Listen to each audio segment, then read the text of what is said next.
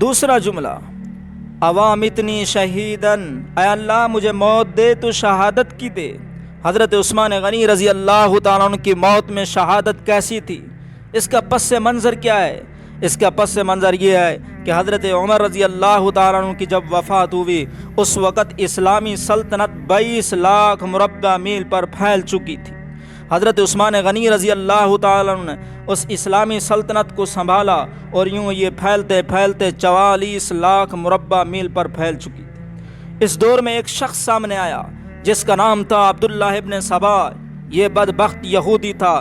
ظاہراً اس نے کلمہ پڑھا اور کلمہ اس غرض سے پڑھا کہ مجھے حضرت عثمان بن عفان کوئی اعلیٰ منصب اور عہدہ دیں گے، کوئی گورنری دیں گے۔ لیکن حضرت عثمان غنی رضی اللہ عنہ بہت ہی سمجھدار آدمی تھے۔ آپ نے اس عبداللہ ابن سبا کو اہمیت نہ دی۔ وہ بہت دور دراز علاقوں میں تھا۔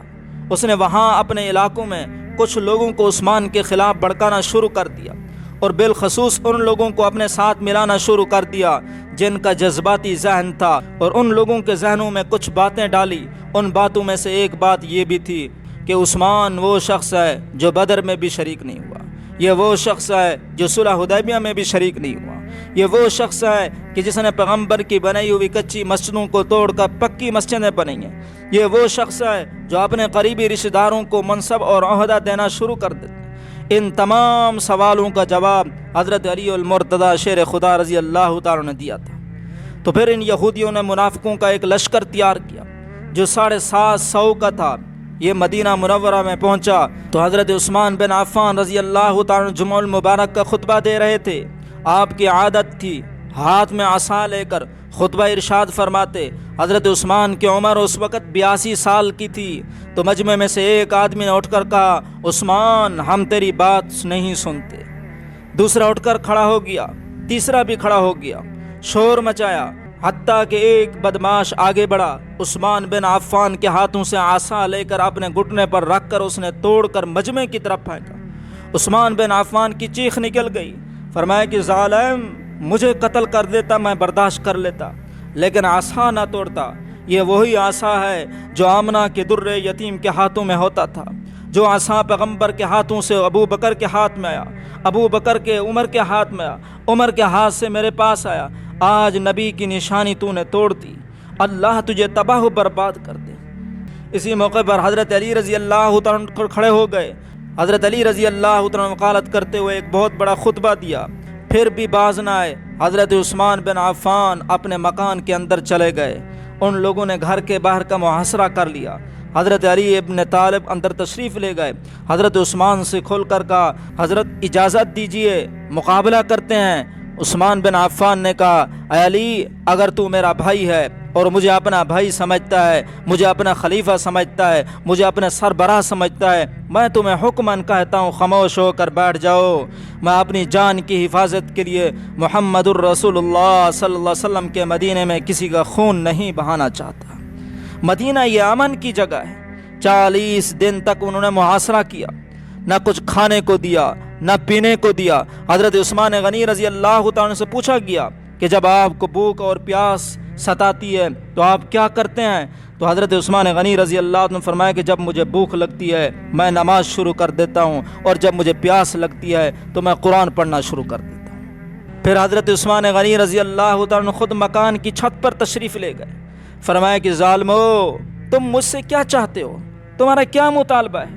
کیا میں وہ عثمان نہیں ہوں جب مسلمانوں کے نماز پڑھنے کے لیے کوئی جگہ نہیں تھی؟ کون تھا جس نے محمد صلی اللہ علیہ وسلم کو مسجد کے لیے جگہ خرید کر دی؟ کہا عثمان تم ہی تھے۔ تو کہا اس مسجد میں آج مجھے نماز پڑھنے کی بھی اجازت نہیں ہے۔ جب پینے کے لیے کوئی پانی نہیں تھا، وہ کون تھا جس نے اپنی جیب سے کنواں خرید کر مسلمانوں کے لیے وقف کر دیا؟ کہا عثمان تم ہی تھے۔ کہا آج مجھے اس کنویں سے بھی پانی پینے کی اجازت نہیں ہے۔ حضرت عثمان غنی رضی اللہ تعالیٰ نے اتنا بڑا خطبہ دیا، اگر یہ خطبہ پہاڑوں کو سنایا جاتا پہاڑ بھی ریزہ ریزہ ہو جاتے، لیکن یہ ظالم پہاڑوں سے بھی زیادہ سخت دل تھے جس پر کوئی اثر نہیں ہوا۔ تو حضرت عثمان غنی رضی اللہ عنہ نے فرمایا کہ 3 وجہ سے کسی کی جان نہیں جا سکتی ہے۔ نمبر 1، مرتد ہو جائے، مرتد کی سزا واجب القتل ہے۔ نمبر 2، کوئی کسی کو ناحق قتل کرے تو قاتل کی سزا بھی قتل ہے۔ نمبر 3، شادی شدہ زنا کرے تو اس کو سنسار کیا جائے۔ اب سنو، تو میں اللہ کو وحدہ لا شریک مانتا ہوں اور آپ علیہ الصلوۃ والسلام کو اللہ کا آخری نبی اور رسول مانتا ہوں، قرآن کو تا قیامت حجت مانتا ہوں، قیامت پر ایمان رکھتا ہوں، فرشتوں پر ایمان رکھتا ہوں، اور ان 40 دنوں میں میرا ایمان اور بھی زیادہ مضبوط ہو گیا ہے۔ اور سنو، کسی کو قتل کرنا تو دور کی بات ہے، میں نے آج تک جب سے بالغ ہوا ہوں کسی کو گالی بھی نہیں دی۔ تیسری بات، حضرت عثمان غنی رضی اللہ عنہ نے فرمایا کہ جب سے بالغ ہوا ہوں زنا تو دور کی بات ہے، میں نے کسی کی بیٹی کو غلط نگاہ سے بھی نہیں دیکھا، پھر کس وجہ سے تم مجھے قتل کرنا چاہتے ہو؟ منافقین نے کہا اقتدار ہمارے حوالے کر دیجئے، خلافت ہمارے حوالے کر دیجئے، پھر آپ محفوظ ہیں۔ حضرت عثمان غنی رضی اللہ عنہ نے فرمایا کہ جان میری اپنی ہے لیکن خلافت میری نہیں، وہ محمد الرسول اللہ کی امانت ہے، وہ میں تمہارے حوالے نہیں ہونے دوں گا۔ پھر 40 دنوں کے بعد حضرت علی المرتضیٰ شیر خدا رضی اللہ عنہ حضرت عثمان غنی کے پاس آئے، فرمایا کہ عثمان، آپ کی مظلومیت برداشت نہیں ہو سکتی، آپ وقت کے امیر المومنین ہیں، وقت کے بادشاہ ہیں، آپ حکم دیں ہم ان کو ختم کر دیتے ہیں۔ حضرت عثمان غنی رضی اللہ عنہ فرمایا کہ علی، میرے بھائی علی، رات کو حضور علیہ الصلوۃ والسلام کی مجھے زیارت ہوئی۔ حضور علیہ الصلوۃ والسلام نے فرمایا کہ عثمان، تیرے پاس 2 راستے ہیں، ان میں سے ایک کو چن لو۔ ایک راستہ یہ ہے کہ اپنے دشمنوں کے لیے بد دعا کرو، وہ اللہ سب کو ہلاک کر دے گا۔ دوسرا راستہ جو سب سے زیادہ اہم ہے اور فضیلت والا ہے، وہ صبر والا ہے۔ اگر صبر کرو، روزہ رکھا ہوا ہے، آپ نے افطاری ہمارے ہاں عالم برزخ میں آ کر کرنی ہے۔ حضرت علی رضی اللہ عنہ فرمایا کہ عثمان، پھر آپ نے کیا سوچا ہے، کیا جواب دیا ہے؟ حضرت عثمان نے فرمایا کہ علی، جب دعوت دینے والے محمد ہوں تو عثمان اس کو دعوت کو کیوں قبول نہ کرے، میں صبر ہی کروں گا۔ پھر حضرت عثمان رضی اللہ عنہ نے تلاوت کرنی شروع کر دی۔ 4 بدبخت حضرت عثمان کے مقام میں الٹی طرف سے اندر داخل ہوئے۔ ایک بدبخت نے داڑھی مبارک پکڑ کر کھینچا۔ حضرت عثمان غنی رضی اللہ عنہ فرمائیوں دیکھا اور دیکھنے کے بعد فرمایا، اے ظالم، اگر تمہارا آج باپ زندہ ہوتا تم یہ نہ کرتے۔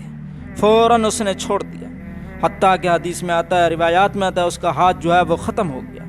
دوسرا بدبخت آگے بڑھا، اس نے حضرت عثمان غنی رضی اللہ عنہ کی گردن پر تلوار ماری۔ حضرت نیلہ نے آگے ہاتھ کیا تو اس کی 4 انگلیاں جو ہیں وہ کٹ گئیں۔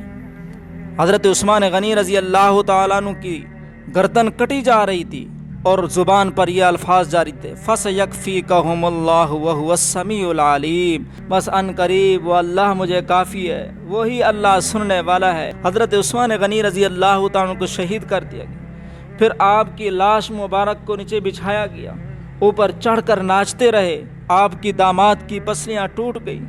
ایک بدبخت حضرت نیلہ کی طرف بڑھا، حضرت نیلہ جلدی سے مکان کی چھت پر چڑھی، اوپر کھڑے ہو کر کہا، اے لوگو، تم باہر کھڑے ہو کر پہرا دے رہے ہو، اندر حضرت عثمان غنی شہید ہو چکا ہے۔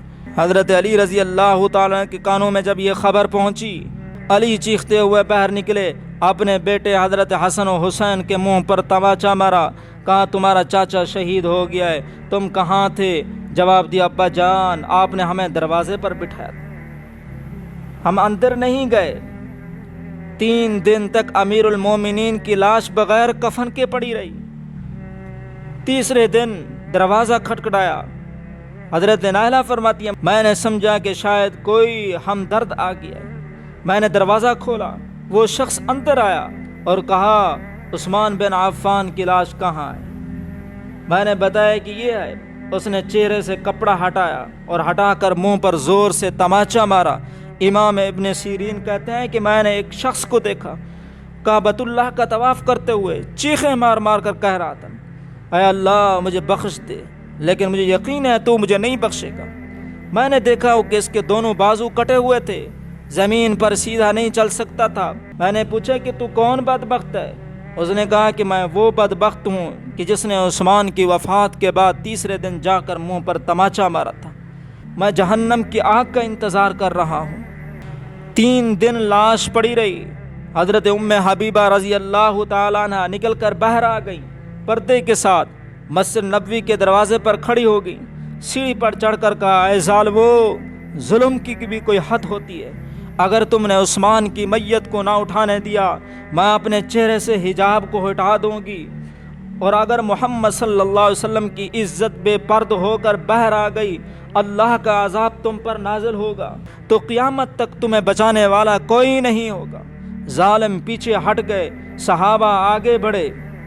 सबसे पहले कंधा देने वालों में हज़रत अली रज़ी अल्लाह ताला अन्हु थे, फिर हज़रत हसन, फिर हज़रत हुसैन रज़ी अल्लाह ताला अन्हु। तो लोगों, दुनिया के अंदर हमने बड़े जनाजे देखे। किसी के जनाजों पर जो है वो फूल बरसाए जाते हैं, खुशबुएँ लगाई जाती हैं, काफूर लगाई जाती हैं। वक्त के अमीरुल मोमिनीन है, मजलूम मदीना है, इनके जनाजे पर फूलों की बारिश नहीं हो रही, पत्थरों की बारिश हो रही है वो उस्मान कि जिसके बारे में हुजूर अलैहिस्सलातु वस्सलाम ने इरशाद फरमाया था, लिकुल्ली नबी रफ़ीक़िन व रफ़ीक़ी फ़िल जन्नति उस्मान। जन्नत में हर नबी का कोई ना कोई रफ़ीक होगा, और जन्नत में मेरा जो रफ़ीक होगा वो हज़रत उस्मान गनी रज़ी अल्लाह ताला अन्हु। वो उस्मान कि जिसके बारे में हुजूर अलैहिस्सलातु वस्सलाम ने इरशाद फरमाया कि जिससे आसमान के फरिश्ते हया करते हैं, मैं मोहम्मद उससे क्यों हया न करूं। तिरमिज़ी शरीफ की रिवायत है कि हुजूर अलैहिस्सलातु वस्सलाम के पास एक जनाजा लाया गया, और सहाबा ने फरमाया कि अल्लाह के रसूल, आप इसका जनाजा पढ़ा दीजिए। हुजूर अलैहिस्सलातु वस्सलाम जनाजा पढ़ाने के लिए तैयार हुए, तो पूछा ये कौन शख्स था, तो लोगों ने बताया ये फ़लाँ इब्ने फ़लाँ था। हुजूर अलैहिस्सलातु वस्सलाम ने फरमाया कि मैं मोहम्मद इसका जनाजा नहीं पढ़ाता। सहाबा ने अर्ज़ किया, अल्लाह के रसूल क्यों? हुजूर अलैहिस्सलातु वस्सलाम ने इरशाद फरमाया कि ये वो शख्स था कि इसके दिल में मेरे उस्मान का बोझ था, पढ़ाता। हज़रत उस्मान से इतनी मोहब्बत करने वाले हुजूर अलैहिस्सलातु वस्सलाम थे। हुजूर की दो बेटियां यके बाद दीगर उनके निकाह में आई। एक किताब है उर्दू में, सीरत इम्मा अरबा, उस किताब में एक वाक़या लिखा हुआ है। इमाम साहब के ज़माने में कोफा में एक शख्स था जो हज़रत उस्मान गनी रज़ी अल्लाह ताला अन्हु की शान में गुस्ताखियाँ किया करता था, और हज़रत उस्मान गनी को यहूदी कहता था। इमाम साहब को इल्म हुआ, आप उसके घर तशरीफ़ ले गए। उसने देखा दरवाज़े पर इमाम साहब आए हुए हैं। इमाम साहब का बहुत बड़ा मकाम था। इमाम साहब ने फरमाया कि मुझे मालूम हुआ है कि आपकी बेटी जवान हो गई है, मैं उसके लिए एक अच्छा सा रिश्ता लेकर आया हूँ जो अच्छे अखलाक वाला है, बाहया है, मालदार भी है, और साथ साथ सखावत का भी पैकर है। उसने कहा कि हज़रत, इससे बड़ा अच्छा रिश्ता मेरी बेटी के लिए हो ही नहीं सकता, इतना अच्छा बड़ा आप रिश्ता जो है वो लेकर आए। इमाम साहब ने फरमाया कि सारी बातें तो हैं, लेकिन एक बात उस शख्स में ये भी पाई जाती है कि वो शख्स यहूदी है। उसने कहा, अजीब बात आप करते हो, मैं अपनी बेटी एक यहूदी को दे दूँ, ये मैं कैसे दे सकता हूँ? इमाम साहब ने फरमाया कि तुम अपनी बेटी के लिए यहूदी को पसंद नहीं करते, तुमने ये कैसे अकीदा बना लिया है कि मोहम्मदुर रसूलुल्लाह सल्लल्लाहु अलैहि वसल्लम ने अपनी बेटी के लिए यहूदी को पसंद किया। हज़रत उस्मान गनी को तुम यहूदी कहते हो? ये सुनना था, उस शख्स पर इतना असर हुआ। इमाम साहब से माफ़ी मांगी, अकीदा उसने अपना दुरुस्त कर लिया। तो मेरे भाइयों, हज़रत उस्मान गनी रज़ी अल्लाह तआला हुज़ूर अलैहिस्सलातु वस्सलाम के दोहरे दामाद हैं। हमें तो सहाबा से भी मोहब्बत होनी चाहिए। अबू बकर से मोहब्बत हो, उमर से मोहब्बत हो, उस्मान से मोहब्बत हो, अली से मोहब्बत, सहाबा से मोहब्बत हो, अहले बैत के साथ मोहब्बत हो। इन सब से मोहब्बत करना ये हमारा ईमान का हिस्सा है। तो हज़रत उस्मान गनी रज़ी अल्लाह तआला मज़लूम मदीना है, बेदर्दी के साथ इनको शहीद किया गया। आज हम हज़रत हुसैन रज़ी अल्लाह तआला याद करते हैं, हज़रत उस्मान गनी रज़ी अल्लाह तआला की शहादत का तज़किरा करने वाला कोई नहीं। तो मेरे भाइयों, अमीरुल मोमिनीन थे, वक्त के बादशाह थे, मज़लूम मदीना थे। अल्लाह पाक हम सबको हज़रत उस्मान गनी रज़ी अल्लाह तआला के साथ सच्ची मोहब्बत करने की तौफ़ीक अता फ़रमाए। आमीन। व आखिर दावाना अल्हम्दुलिल्लाहि रब्बिल आलमीन।